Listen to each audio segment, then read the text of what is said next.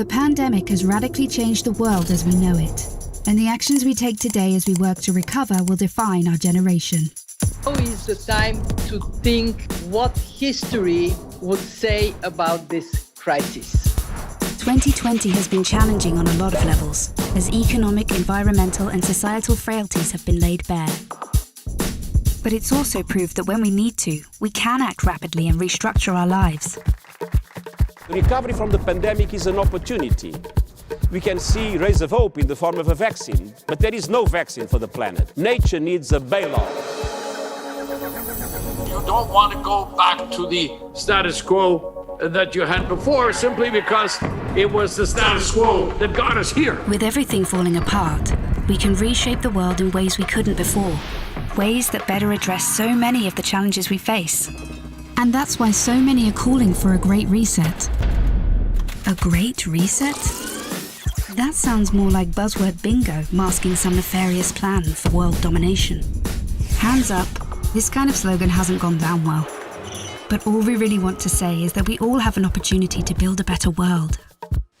And it's not surprising that people who've been disenfranchised by a broken system and pushed even further by the pandemic will suspect global leaders of conspiracy.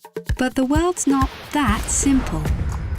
Every one of us has differing priorities, values, and ideas. That's part of why solutions are so hard to come by, and why we all need to be involved in the decision-making. Because whether it's politicians, CEOs, academics, activists, or you, we're all about getting people together, even those you may not like, to sit down at the table and develop solutions that work for all of us. But we need enormous trust between the private sector and the public sector for this to actually work. That trust is hard to come by.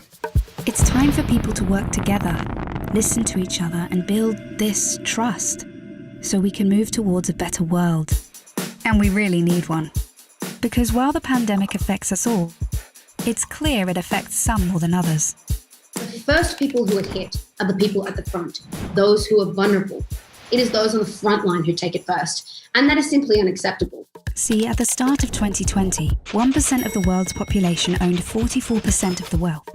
And since the start of the pandemic, billionaires have increased theirs by more than 25%, whilst 150 million people fell back into extreme poverty. And with climate change set to dwarf the damage caused by the pandemic, the message from 2020 should be abundantly clear.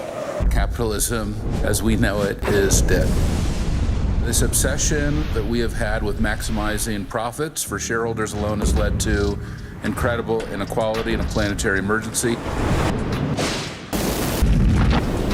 But no one can do this alone, and top-down approaches won't get us anywhere, because everything we've learned in our work has shown us that diverse voices lead to better results. And it's for these reasons that the Forum talks about something called stakeholder capitalism, which would shift businesses away from just profit. Because if we want to change where the focus of our recovery will go, then we need a new dashboard for the new economy. And that needs to encompass people, planet, prosperity, and institutions. Giving people a real stake in the economy and putting well-being before growth. And that's all about getting the right people in the right place at the right time. We must rebuild our relationship with nature for the survival of the peoples and our planet. We have a window of time which is closing, and we need everybody who cares to get together and find solutions now. It's the people who have great ideas and who share them with others. They're the ones who are shaping the future. So if you want to be a part of the change, then tune in, turn on, and get involved. Follow the Davos agenda, right here, online, on YouTube.